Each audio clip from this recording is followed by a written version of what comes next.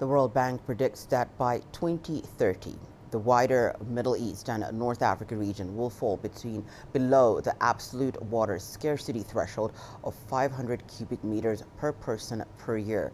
Already in Tunisia, reservoirs are close to running dry, leading to water rationing that lasts for months.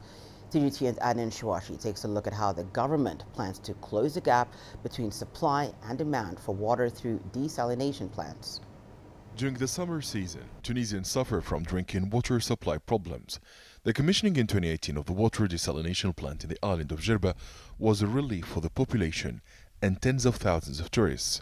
This modern unit includes the seawater intake and brine discharge systems, a plant to remove iron from well water, a drinking water pumping station, and the supply and installation of 23.7 kilometers of mains to connect with the existing water grid. This seawater desalination plant serves the island of Jerba, around 175,000 residents in the whole region. The population's daily consumption of purified water is backed up by the desalination of deep groundwater aquifers, providing 20,000 cubic meters. This station provides 50,000 cubic meters. It can be extended to 75,000 cubic meters. Many environmentalists say huge quantities of salt and sludge from desalination plants are deposited in the sea, leading to ecological changes in the Mediterranean. Tunisian engineers, however, believe the ecological impact is very limited because the plants are using modern desalination technologies. The extracted salt is not dumped into the sea in one location. We use the diffusers to dump it in two different places and to mix the salt rapidly with seawater. Plants and animals do not feel any change in water salinity and are not impacted by this operation.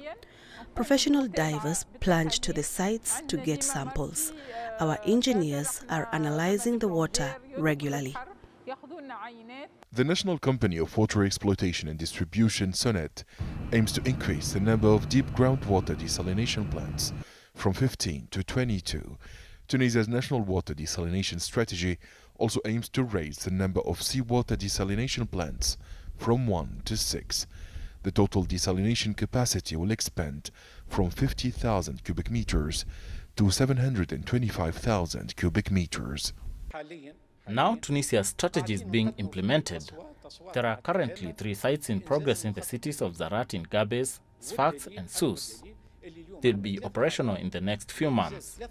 The seawater desalination capacity will increase by 200,000 cubic meters per day to reach 250,000 cubic meters per day.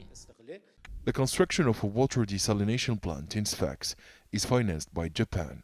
Japan is investing in 12 similar projects in the North African country, including the desalination plant in Zarat, Gabes and Sousse. The German Development Bank is also involved in these projects, financing the delivery of desalinated water to many interior regions.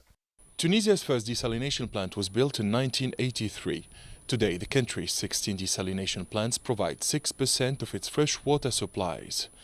Tunisia is now struggling through its 4th year of drought, and the new plants are meant to meet 30% of its water needs by 2030. Adnan Shawashi, CGTN, Tunis.